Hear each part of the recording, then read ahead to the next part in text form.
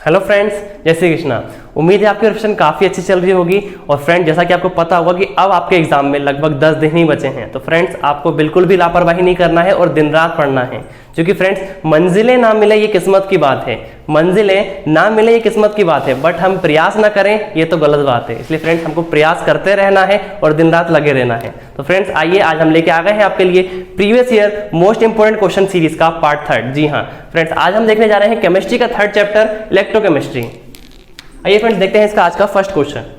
Friends, इसमें पूछा गया है हमें find difference between EMF and potential difference. जी हाँ फ्रेंड्स, डिफरेंस बताना है between EMF and potential difference. Friends, ये बहुत इंपॉर्टेंट क्वेश्चन है, केमिस्ट्री की नजर से ही नहीं, फिजिक्स की नजर से। जी हाँ फ्रेंड्स, आपने बिल्कुल सही सुना, ये फिजिक्स की नजर से भी इंपॉर्टेंट क्वेश्चन है। क्योंकि friends, EMF and potential difference ये आपके फिजिक्स में भी आता है और फ्रेंड्स उसमें भी आपसे क्वेश्चन पूछ लिया जा सकता है कि ईएमएफ बताइए, पोटेंशियल डिफरेंस बताइए, या फिर इन दोनों के बीच का डिफरेंस। तो फ्रेंड्स, ये क्वेश्चन बहुत इंपॉर्टेंट है क्योंकि ये फिजिक्स केमिस्ट्री दोनों के लिए सेम है। इसीलिए फ्रेंड्स, चलिए स्टार्ट करते हैं। इसमें देखते हैं, तो इसमें हमें बोला गया है ईएमएफ में कि potential difference between two terminal when they are in open circuit. जी हाँ friends, potential difference between two terminals when they are in open circuit, वहीं यहाँ पे बोला गया है पोटेंशियल डिफरेंस, या तो हम इसको बोले वोल्ट, जो हम मेजर कर रहे हैं, तो जो वोल्ट प्रोवाइड कर रहा है वो volt between two potential difference. Potential difference की किस टर्म में बताते हैं हम? वोल्ट्स के टर्म में। तो जितने वोल्ट हमें प्रोवाइड कर रहा है वो potential difference between two terminal when they are in close circuit, तो उसे हम क्या बोलते हैं? Potential difference. और when they are in open circuit उसे बोलते हैं ईएमएफ। अब ये ओपन सर्किट और क्लोज सर्किट क्या है फ्रेंड्स? आइए देखते हैं। फ्रेंड्स, क्लोज सर्किट मींस जब वो कनेक्ट है, मींस उसमें करंट फ्लो हो रहा है। व्हेन वे क्लोज सर्किट में है तो उस समय क्या, उसमें करंट फ्लो हो रहा होगा, तो जो उस समय हम वोल्ट मेजर करेंगे वो होगा हमारा पोटेंशियल डिफरेंस। और जब वो कनेक्ट नहीं है, मींस उसमें सर्किट फ्लो, करंट फ्लो नहीं हो रहा है, तो उस समय जो पोटेंशियल डिफरेंस हम मेजर कर रहे हैं वो है हमारा ईएमएफ। जी हाँ फ्रेंड्स, चलिए देखते हैं सेकंड पॉइंट। इसमें क्या बोला गया है? It is the maximum voltage of a cell. जी हाँ फ्रेंड्स, ईएमएफ जो होता है वो मैक्सिमम वोल्टेज होता है ऑफ अ सेल का। फ्रेंड्स कैसे? क्योंकि देखिए, ईएमएफ को हमने क्या बोला कि ओपन सर्किट में हम इसे मेजर करते हैं। तो सपोज हम एक बैटरी लेके आए, नई बैटरी लेके आए, हमने उसे मेजर करा, तो उसमें मैंने मेजर करा कि हाँ ये 80 वोल्ट प्रोवाइड कर रहा है। लेकिन जब हमने उसे कनेक्ट करा और उसको मेजर करा तो उसमें देखा हमने ये 80 तो बता नहीं रहा, ये तो 75 बता रहा है। तो फ्रेंड्स ऐसा क्यों? क्योंकि जब हमने उसको कनेक्ट करा तो कुछ रेजिस्टेंस के कारण उसका पोटेंशियल कम हो जाता है। तो इसीलिए फ्रेंड, जो ईएमएफ होता है वो maximum voltage of a cell होता है। वहीं बात करें पोटेंशियल की तो वो ऑलवेज लेस देन होता है than compare to EMF. It is always less than maximum voltage of a cell. ठीक है फ्रेंड्स, तो हम ये हमेशा याद रखेंगे। तो हम यहाँ लिख लेते हैं कि जो ईएमएफ होता है वो ऑलवेज ग्रेटर देन होता है than voltage, potential difference, sorry, ये ऑलवेज ग्रेटर देन होता है देन पोटेंशियल डिफरेंस। फ्रेंड्स, हम ये याद रखेंगे। चलिए देखते हैं हमारा आज का थर्ड पॉइंट। इसमें क्या बोला गया है? It can be measured by potentiometric method. जी हाँ फ्रेंड्स, इसको ईएमएफ को है हम पोटेंशियोमेट्रिक मेथड से भी मेजर कर सकते हैं। अब फ्रेंड्स, पोटेंशियोमेट्रिक मेथड क्या होती है इसके बारे में हमको जानने की जरूरत नहीं है। हमारे लिए इतना ही काफी है कि it can be measured by potentiometric method, हमसे इतना ही पूछा जाएगा। वहीं बात करें पोटेंशियल डिफरेंस की, तो ये it can be simply measured by volt meter. Friends, volt meter आपने देखा होगा, आपके प्रैक्टिकल हुए होंगे स्कूल्स में, तो आपने देखा होगा कि वोल्ट मीटर के थ्रू हम वोल्ट मेजर करते हैं। तो ये वोल्ट मीटर के द्वारा भी मेजर किया जा सकता है। फ्रेंड्स, वही बात करें फोर्थ पॉइंट में, इसमें क्या बोला गया है? Maximum work is perform by this means EMF. हाँ फ्रेंड्स, ये मैक्सिमम वर्क करता है। वहीं इसकी बात करें पोटेंशियल डिफरेंस की, तो it always less than maximum work. Friends, वो कैसे? फ्रेंड्स, इसको आप सेकंड पॉइंट से रिलेट कर सकते हैं। कैसे? देखिए, सेकंड पॉइंट में हमसे क्या बोला गया है कि जो ईएमएफ है वो मैक्सिमम वोल्टेज प्रोवाइड करता है। तो फ्रेंड्स, आपको पता होगा वर्क से हम पोटेंशियल के थ्रू वर्क भी निकालते हैं। जी हाँ फ्रेंड्स, तो हम पोटेंशियल के थ्रू वर्क भी निकालते हैं। तो उसमें हमें पता है कि अगर इसका पोटेंशियल ज्यादा होगा, इसका पोटेंशियल ज्यादा होगा तो उसका वर्क भी ज्यादा होगा। तो यहाँ पे चूंकि बोला गया है क्योंकि ये मैक्सिमम वोल्टेज प्रोवाइड कर रहा है, इसीलिए इसका वर्क भी मैक्सिमम होगा। तो फ्रेंड्स, सेकंड पॉइंट के थ्रू हम फोर्थ पॉइंट भी याद कर सकते हैं। चलिए देखते हैं हमारा fifth point. It is responsible for the continuous flow of current. हाँ फ्रेंड्स, बिल्कुल सही। और ये रिस्पॉन्सिबल नहीं होता for continuous flow of current. जी हाँ फ्रेंड्स, अब वो क्यों? क्योंकि फ्रेंड्स, जो ईएमएफ होता है वो रिस्पॉन्सिबल तो होता है कंटिन्यूअस फ्लो ऑफ करंट, पर ये पोटेंशियल डिफरेंस जो है उसका रिजल्ट होता है। फ्रेंड्स, मींस ईएमएफ जो है वो कॉज है पोटेंशियल डिफरेंस का, मींस इसके कारण ही पोटेंशियल डिफरेंस क्रिएट होता है। जी हाँ फ्रेंड्स, इसीलिए ईएमएफ ही होता है जो रिस्पॉन्सिबल होता है for the continuous flow of current.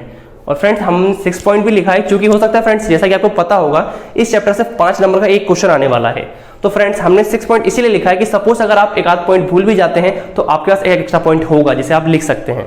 और वेरी इजीली लिख सकते हैं फ्रेंड्स। हमारा लास्ट पॉइंट है it remain constant and it do not remain constant. जी हाँ फ्रेंड्स, जो ईएमएफ होती है वो बैटरी की या सेल की वो ऑलवेज कांस्टेंट होती है, जबकि पोटेंशियल डिफरेंस की बात करें तो वो कांस्टेंट नहीं होता है, वो वेरी होता रहता है। फ्रेंड्स उम्मीद करते हैं आपको क्वेश्चन समझ में आया होगा। तो चलिए देखते हैं आज का हमारा दूसरा क्वेश्चन। फ्रेंड्स चलिए देखते हैं आज का हमारा दूसरा क्वेश्चन, जिसमें पूछा गया है डिफाइन रेजिस्टिविटी एंड कंडक्टिविटी। जी हाँ फ्रेंड्स इसमें हो सकता है वो आपको शॉर्ट नोट के फॉर्म में पूछे कि define first they they resistivity and second they they conductivity. तो फ्रेंड्स जैसे हमने डिफरेंस के फॉर्म में वैसे यहाँ पे लिखा ताकि आपको समझ में जल्दी आए, आप उसको शॉर्ट नोट के फॉर्म में लिख सकते हैं कि फर्स्ट पॉइंट पे आप ये लिख दीजिए, सेकंड पॉइंट में ये लिख दीजिए। और फ्रेंड्स जितना ये लिखा है ना ये इतना ही नहीं है, इसमें भी आप और चीजें इंक्लूड कर सकते हैं जो कि मैं बताऊंगा आपको, अभी बताऊंगा। ठीक है, चलिए देखते हैं हम। तो फ्रेंड्स फर्स्ट है क्या रेजिस्टिविटी। तो फ्रेंड्स रेजिस्टिविटी क्या होती है? तो फ्रेंड्स पहली चीज बात कर लेते हैं हम रेजिस्टिविटी से पहले रेजिस्टेंस की। जी हाँ फ्रेंड्स, तो फ्रेंड्स आपने मानस सर ने आपको बताया होगा कि रेजिस्टेंस क्या होता है। चलिए उसी एग्जांपल से देखते हैं। उन्होंने बताया होगा जैसे सपोज हम एक हाईवे पे गाड़ी चलाते हैं, तो हम गाड़ी चला रहे हैं हाईवे पे, तो वहां पे कोई ब्रेकर नहीं होते हैं, तो वहां पे हम जितनी चाहे उतनी स्पीड से चला सकते हैं और स्मूथली एक गाड़ी चला सकते हैं। लेकिन वहीं पे हम ऐसे रोड पे गाड़ी चलाएं जहां पे कई सारे ब्रेकर हैं, तो कई सारी बाधाएं आएंगी, हमें ब्रेक लगाने पड़ेंगे और गाड़ी भी उस स्पीड से नहीं चलेगी जिस स्पीड से वो चल सकती है। तो वही होता है रेजिस्टेंस का काम। वो क्या करता है कि करंट को फ्लो नहीं होने देता। यहाँ पे रेजिस्टेंस है जो वो हमारे स्पीड ब्रेकर है, और जो करंट है वो हमारी गाड़ी है, तो वो करंट के फ्लो को अपोज करता है, वो होता है हमारा रेजिस्टेंस। यहाँ पे हम रेजिस्टेंस की बात कर रहे हैं, अभी मैंने रेजिस्टिविटी की बात नहीं करी है, हम अभी रेजिस्टेंस की बात कर रहे हैं। ठीक है, तो अब हम उसी के टर्म में पढ़ते हैं कि रेजिस्टेंस के बाद हम बात करेंगे रेजिस्टिविटी की। तो फ्रेंड्स देखिए आपको समझ में आया रेजिस्टेंस क्या होता है कि वो अपोज करता है फ्लो ऑफ करंट का। तो देखिए हमने एक वो देखा रिलेशन कि जो हम अगर सपोज हम ये इलेक्ट्रोकेमिस्ट्री में बात कर रहे हैं तो हम यहाँ पे इलेक्ट्रोड की ही बात कर रहे हैं। तो फ्रेंड्स जो रेजिस्टेंस है वो लेंथ किसकी बात की फ्रेंड्स? इलेक्ट्रोड जो होता है हमारा पॉजिटिव और नेगेटिव दो इलेक्ट्रोड होते हैं। तो फ्रेंड्स यहाँ पे अगर हम इलेक्ट्रोड की बात करें तो हमने देखा कि रेजिस्टेंस जो है वो इलेक्ट्रोड की लेंथ के डायरेक्टली प्रोपोर्शनल आ रहा है। मींस अगर हम इसकी लेंथ बढ़ा दे रहे हैं तो रेजिस्टेंस बढ़ जा रहा है। जी हाँ फ्रेंड्स, अगर हम इसकी लेंथ बढ़ा दे रहे हैं तो रेजिस्टेंस भी बढ़ जा रहा है। वहीं अगर हम इसका क्रॉस सेक्शन एरिया, जी हाँ फ्रेंड्स ये जो है इसका क्रॉस सेक्शन एरिया, अगर हम इसका क्रॉस सेक्शन एरिया बढ़ा दे रहे हैं तो उससे क्या हो रहा है? रेजिस्टेंस घट जा रहा है। मींस रेजिस्टेंस जो है वो डायरेक्टली प्रोपोर्शनल है लेंथ के ऑफ इलेक्ट्रोड, और वो इनवर्सली प्रोपोर्शनल है cross section area of electrode. ठीक है, तो इससे हमें ये समझ में आया। अब इसके बाद आपको जैसा कि पता होगा कि जब प्रोपोर्शनलिटी हटती है तो एक कांस्टेंट आता है, और वही जो कांस्टेंट यहाँ पे आया है फ्रेंड्स इसे ही हम बोल रहे हैं रेजिस्टिविटी। जी हाँ फ्रेंड्स, ये रो है जो इसे हम रो पढ़ते हैं, तो ये है हमारी रेजिस्टिविटी। फ्रेंड्स वही हम बात करें कंडक्टिविटी की, तो फ्रेंड्स कंडक्टिविटी सिंपली हम समझ सकते हैं कि अपोजिट ऑफ क्या? रो। रेजिस्टिविटी के इनवर्सली प्रोपोर्शनल होता है क्या? इसकी कंडक्टिविटी। फ्रेंड्स इसको कप्पा भी बोलते हैं, आपको पता होगा कि जो कंडक्टिविटी है इसे हम कप्पा भी बोलते हैं। तो उसको हम इसी के टर्म में समझ सकते हैं कि जो ये कंडक्टिविटी होती है वो इनवर्सली रेसिप्रोकल होती है किसकी? रेजिस्टिविटी की। ठीक है, और इसको हम अगर एक्सपेंड करें तो रो का फॉर्मूला जो जैसा हमने यहाँ पे देखा था हम उसे ही वहां पर लिख देंगे, तो वो हमारे पास फॉर्मूला आ जाएगा kappa is equal to L upon R A. ठीक है फ्रेंड्स, चलिए अब देखते हैं इसके सेकंड पॉइंट पे। सेकंड पॉइंट में क्या लिखा गया है? Unit is equal to ohm centimetre, ohm per centimetre. ठीक है, तो फ्रेंड्स इसकी यूनिट भी बहुत इंपॉर्टेंट है, यूनिट भी पूछ ली जाती है कई बार। और फ्रेंड्स वैसे इस बार इसमें यूनिट की बात नहीं है यहाँ पे, क्योंकि इस बार आपको पता है 5 नंबर का क्वेश्चन आना है, तो हमें बस याद रखना है कि इसमें अगर आता है हमसे रेजिस्टिविटी और कंडक्टिविटी पे, तो हमें क्या ये सारे पॉइंट्स लिखना है। ठीक है, कंडक्टिविटी की बात करें तो कंडक्टिविटी में फ्रेंड्स 2 यूनिट, ये बहुत इंपॉर्टेंट है। फ्रेंड्स देखिए ये ओम इनवर्स सेंटीमीटर इनवर्स, ये तो आप ऐसे ही बता देंगे। आपने बोला यहाँ पे यूनिट ऑफ इसकी क्या है? ओम सेंटीमीटर। फ्रेंड्स सॉरी, यहाँ पे ओम सेंटीमीटर नहीं होगा, देखिए ये जो होगा ये होगा ओम सेंटीमीटर। देखिए ये क्या होगा? ओम सेंटीमीटर। फ्रेंड्स आप कभी भी कंफ्यूज होइए अगर होते हैं सपोज, तो आपको कुछ नहीं करना है, आप यहाँ से फॉर्मूला निकाल सकते हैं, यहाँ से यूनिट निकाल सकते हैं। कैसे? देखिए सपोज अगर हम यहाँ से रो को खाली करें तो रो इज इक्वल टू क्या हो जाएगा?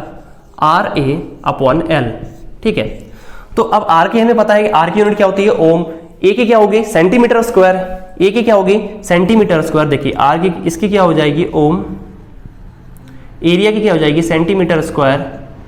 और लेंथ की क्या हो जाएगी? सेंटीमीटर। तो सेंटीमीटर से सेंटीमीटर कैंसिल, हमारे पास क्या बचा? ओम सेंटीमीटर। तो यहाँ इसकी यूनिट क्या होती है फ्रेंड्स? ओम सेंटीमीटर। वहीं कंडक्टिविटी की यूनिट होती है ओम इनवर्स सेंटीमीटर इनवर्स। जी हाँ फ्रेंड्स। अब फ्रेंड्स ये तो इंपॉर्टेंट है, उसके साथ ये बहुत इंपॉर्टेंट है फ्रेंड्स, क्योंकि ये पूछ जाता है, बच्चे कंफ्यूज हो जाता है कि ये क्या लिखा है। फ्रेंड्स हम ये याद रखेंगे कि एस क्या डिनोट कर रहा है? साइमन।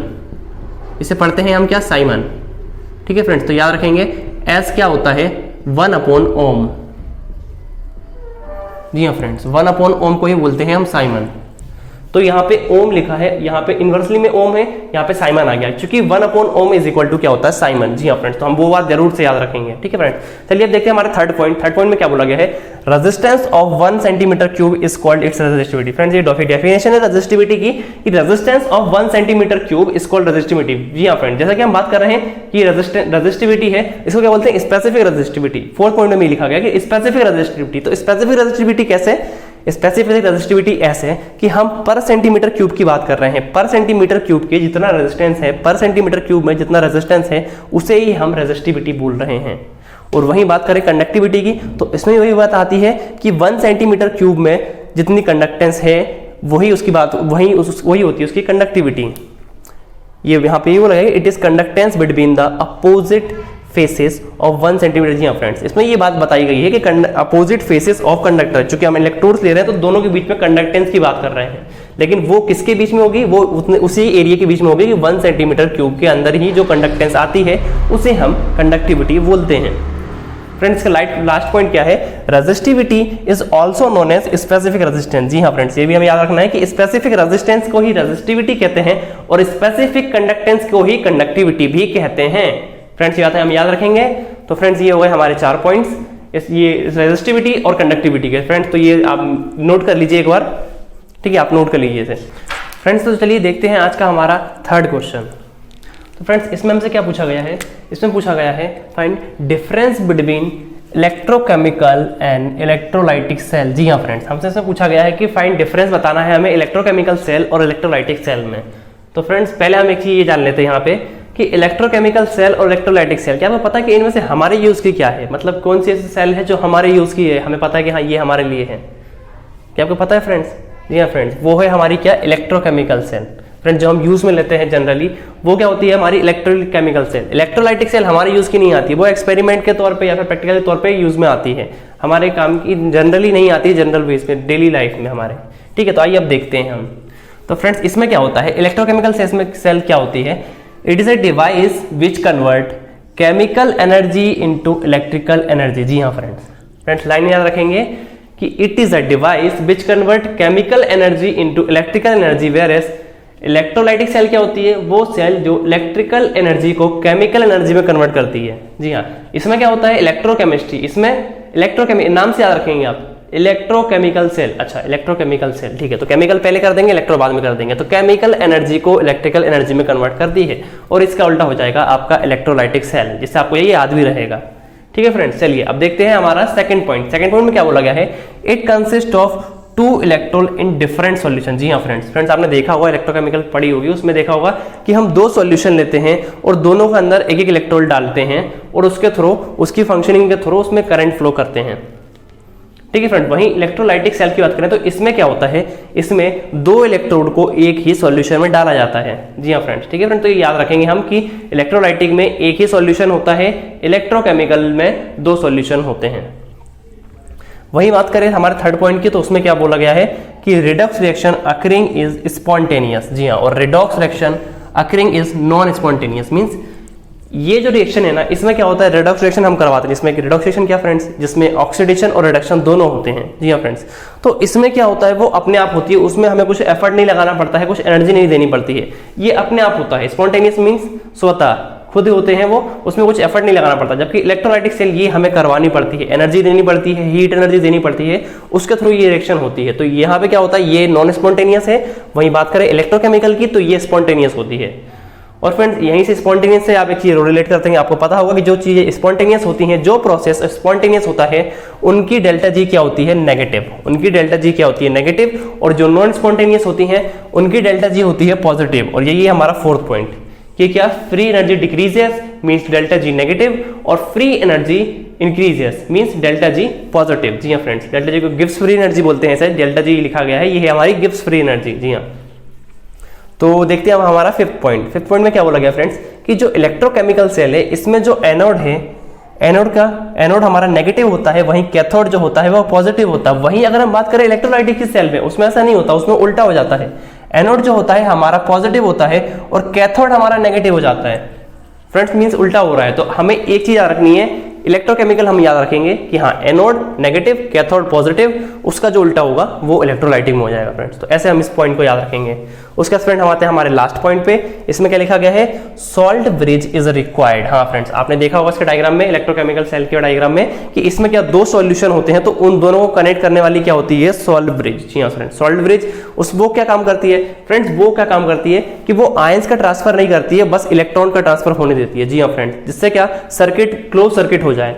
क्या काम करती है, क्लोज सर्किट का करंट फ्लो होने में ये हेल्प करती है सॉल्ट ब्रिज। जी हाँ फ्रेंड्स, वही बात करें इलेक्ट्रोलाइटिक सेल की, तो इसमें सॉल्ट ब्रिज रिक्वायरमेंट नहीं होती, क्योंकि एक ही सॉल्यूशन में दोनों रोड प्रेजेंट होती हैं, इसीलिए इलेक्ट्रोलाइटिक सेल में सॉल्ट ब्रिज रिक्वायर्ड नहीं होती है। तो फ्रेंड ये था आज का हमारा थर्ड क्वेश्चन। आइए अब देखते हैं हमारे नेक्स्ट क्वेश्चन। तो फ्रेंड्स चलिए देखते हैं आज का हमारा फोर्थ क्वेश्चन। फ्रेंड्स हमारे फोर्थ क्वेश्चन में हमसे पूछा गया है कि define molar and equivalent conductance. जी हाँ फ्रेंड्स, तो हम फ्रेंड्स को डिफरेंस के फॉर्म में समझेंगे ताकि आपको इजीली समझ में आए।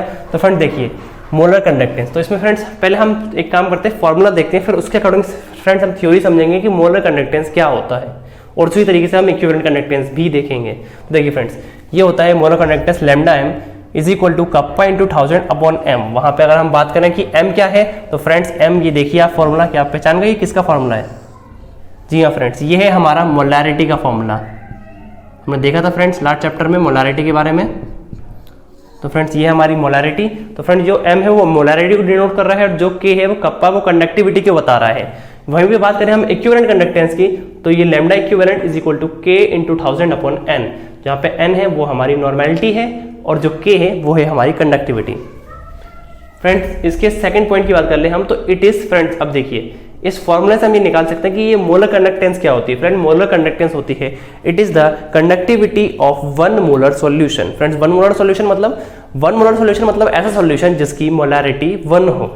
और वही बात करें यहाँ पे हमने क्या लिखा है, it is conductance of one normal solution. Normal solution मतलब ऐसा सॉल्यूशन जिसकी नॉर्मेलिटी 1 हो। तो ऐसा सॉल्यूशन जिसकी मोलैरिटी 1 हो, उसकी कंडक्टेंस निकाले तो वो हो जाएगी हमारी मोलर कंडक्टेंस, और ऐसा सॉल्यूशन जिसकी नॉर्मेलिटी 1 हो, उसकी कंडक्टिविटी निकाले तो वो हो जाएगी हमारी इक्विवेलेंट कंडक्टेंस।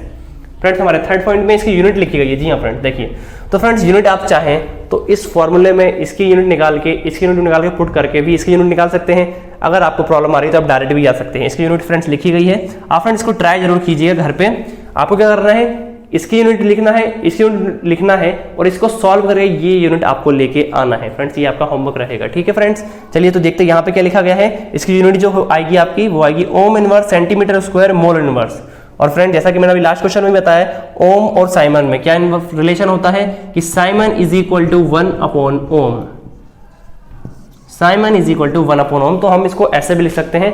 और यहाँ पे अगर यूनिट की बात करें तो फ्रेंड्स यूनिट हमें ऐसे ही याद रखनी है कि यूनिट दोनों की सेम ही है, बस जहां पे मोल आ रहा है वहां पे इक्विवेलेंट आ जाएगा। बस इतना हमें याद रखना है, जहां पे मोल है वहां पे इक्विवेलेंट आ जाएगा, और सिंपली आपको ये फॉर्मूला याद हो जाएंगे इजी वे में, ठीक है फ्रेंड्स। तो यहाँ पे देख सकते हैं आप कि यहाँ भी सेम ही फॉर्मूला लिखा गया है, इसकी यूनिट सेम ही है। तो फ्रेंड्स चलिए ये क्वेश्चन हो गया इसी तरीके से हमारा कंप्लीट। चलिए देखते हैं हमारा नेक्स्ट क्वेश्चन। तो फ्रेंड्स चलिए देखते हैं आज का हमारा फिफ्थ क्वेश्चन। तो फ्रेंड्स हमारे फिफ्थ क्वेश्चन में हमसे पूछा गया है, right Faraday's loss of electrolysis. Friends जैसा कि आपको पता होगा फैराडेस ने 2 लॉज दिए थे, Faraday's first law and second law. तो आइए एक एक करके दोनों को देखते हैं। फ्रेंड्स फर्स्ट लॉ में क्या बोला गया है कि the mass of substance liberated at any electrode, the mass of substance liberated at any electrode is directly proportional to the quantity of charge pass। जी हाँ फ्रेंड्स, चलिए इसके थ्रू समझते हैं। ये बोल रहे हैं कि सपोज हम इलेक्ट्रोड में करंट पास, चार्ज पास करवा रहे हैं। हम इलेक्ट्रोड में करते क्या है फ्रेंड्स, इलेक्ट्रोलाइसिस में आपने देखा होगा कि हम वेट एक सब्सटेंस, एक सिस्टम ले लिया हमने, उसमें करंट पास करवाते हैं, तो एक सब्सटेंस से एटम निकलते हैं, आयंस निकलते हैं, और दूसरे पे लिबरेट हो जाते हैं। एक से वेट, एक से कुछ आइटम्स या फिर आयंस हो सकते हैं, कुछ भी निकलते हैं, दूसरे पे लिबरेट हो जाते हैं, तो एक का वेट जो है वो कम होने लगता है और दूसरे का वेट बढ़ने लगता है। ऐसी प्रोसेस होती हैं इलेक्ट्रोकेमिकल सेल्स में जितने भी होती हैं, ठीक है।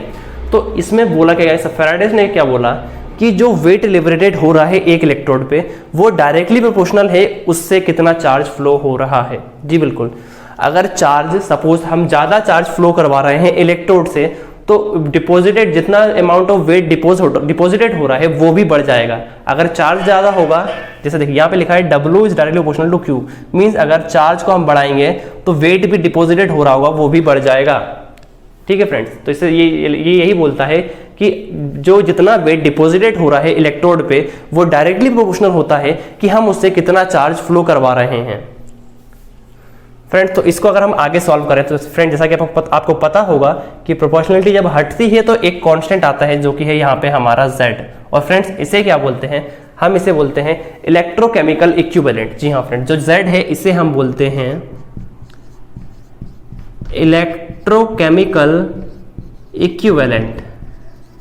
इलेक्ट्रोकेमिकल इक्विवेलेंट Z को बोलते हैं इलेक्ट्रोकेमिकल इक्विवेलेंट। तो फ्रेंड्स अगर इसको हम और एक्सपेंड करें तो देखिए इसमें क्या हो जाएगा, एक्सपैंड करें इसको और तो ये हो जाएगा Z का Z और Q को फ्रेंड्स आपको पता होगा हम लिख सकते हैं I और T। यहाँ पे जो हमारा I है वो करंट है, जो हमारा I है वो क्या है, जो हमारा I है वो करंट है और जो T है वो हमें टाइम को बता रहा है। जो T है वो हमारा है क्या, टाइम। तो फ्रेंड्स हमने इसी फॉर्मूले को सिंपल जो फैराडेज ने लिया था उसी को आगे सॉल्व करा था, उससे हमें क्या फॉर्मूला लिखा, W = ZIT। फ्रेंड्स ये बहुत इंपॉर्टेंट फॉर्मूला है, ये क्वेश्चन की न्यूमेरिकल के फॉर्म में भी आपसे पूछ लिया जा सकता है। हो सकता है आपको इंफॉर्मेशन दे दे कि वो आपको T दे दे, करंट दे दे और इलेक्ट्रोकेमिकल इक्विवेलेंट दे दे और आपसे पूछे कि बताइए वेट कितना डिपॉजिटेड होगा। तो फ्रेंड्स इससे न्यूमेरिकल भी आ सकते हैं, तो आप ये फॉर्मूले को जरूर से याद रखेंगे। और फ्रेंड्स इसमें एक और इंफॉर्मेशन बहुत इंपॉर्टेंट है, इलेक्ट्रोकेमिकल इक्विवेलेंट। ये टर्म फ्रेंड्स बहुत इंपॉर्टेंट है। तो फ्रेंड्स इसको एक बार और देख लेते हैं कि Z क्या होता है। फ्रेंड्स Z होता है, हम इस फॉर्मूला से ही समझ सकते हैं कि Z क्या होता है। देखिए हम क्या कर रहे हैं, हम क्या बोल रहे हैं, the mass of the substance when a current of 1 ampere is passed for 1 second. Means हमने क्या किया, करंट कितना पास करवाया, 1 एम्पियर। मीन्स करंट की जो वैल्यू है वो हो गई हमारी 1, ठीक। उसके बाद पास फॉर 1 सेकेंड, जो टाइम की वैल्यू है, टाइम की वैल्यू हो गई कितनी, 1। उसके बाद हम बोल रहे हैं कि जो अब ये तो वैल्यू 1 हो गई तो I जो है वो किसके इक्वल हो गया, Z जो है वो किसके इक्वल हो गया, वेट के इक्वल। तो हम वही बोल रहे हैं कि the mass of substance when a current of 1 ampere is passed for 1 second, वही होता है हमारा इलेक्ट्रोकेमिकल इक्विवेलेंट। जी हाँ फ्रेंड्स, तो चलिए अब देखते हैं हमारा फैराडेज सेकंड लॉ। इसमें क्या बोला गया है, when same quantity of electricity is passed through a solution of different electrolyte. हाँ फ्रेंड्स, हम क्या कर रहे हैं, सेम इलेक्ट्रिसिटी पास करा रहे हैं different solution of electrolyte connected in series, जो कि सीरीज में कनेक्टेड है। Then the weight of the substance produce at the electrodes are directly proportional to their equivalent masses. Friends समझ में नहीं आया, इतनी सारी डेफिनेशन हो गई, समझ में नहीं आया। चलिए अब नीचे से देखते हैं। ये बोल रहे हैं कि जो वेट, जैसा कि हमने यहाँ पे क्या वेट, यहाँ भी हमने वेट के बारे में बोला था कि वेट इसके प्रोपोर्शनल है चार्ज के प्रोपोर्शनल। यहाँ हम दूसरा रिलेशन देख रहे हैं कि जो वेट डिपॉजिटेड हो रहा है वो डायरेक्टली प्रोपोर्शनल है देयर इक्विवेलेंट मासेस के। अब इक्विवेलेंट मासेस हमने देखा था कि इक्विवेलेंट क्या मासेस क्या होते हैं। फ्रेंड्स इक्विवेलेंट मासेस होते हैं कि उनके जिसमें हमारा वैलेंसी फैक्टर भी आ जाता है। इक्विवेलेंट मासेस जिसमें हम वैलेंसी फैक्टर यूज करते हैं, नॉर्मली हमारा मास होता है उसमें क्या वैलेंसी फैक्टर भी हम यूज आ जाता है हमारे। तो फ्रेंड्स ये बोल रहे हैं कि जो हमारा वेट होगा वो इक्विवेलेंट मासेस के डायरेक्टली प्रोपोर्शनल होगा।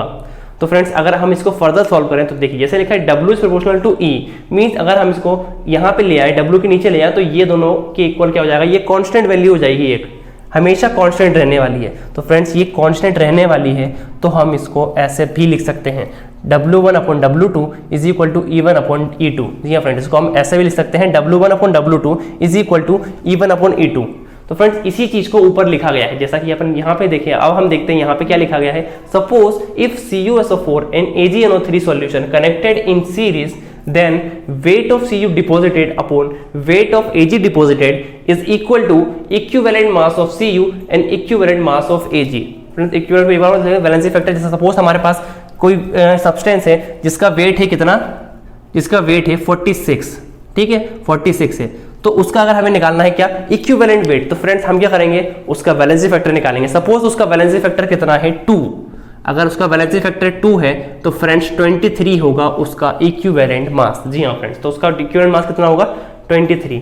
तो फ्रेंड्स यही था फैराडेज का सेकंड लॉ। तो फ्रेंड्स ये थे हमारे आज के 5 क्वेश्चन। उम्मीद करते हैं कि आपको पांचों समझ में आए होंगे। और फ्रेंड्स ये पांचों के पांचों बहुत इंपॉर्टेंट है। जी हाँ फ्रेंड्स, तो इसको आपको ध्यान से पढ़ना है। और फ्रेंड्स अगर आप हमारे चैनल पर नए हैं तो हमारे चैनल को सब्सक्राइब जरूर कर लीजिए, क्योंकि हमारे चैनल पे रोज 2 से 3 वीडियो आ रही हैं, सारी MP बोर्ड से रिलेटेड आ रही हैं। तो आप हमारे चैनल को जरूर सब्सक्राइब कर लिए। और आपको अभी भी अगर कोई डाउट रह गया है तो आप कमेंट में वो डाउट लिख सकते हैं। तो फ्रेंड्स मिलते हैं अगले वीडियो में। Thank you.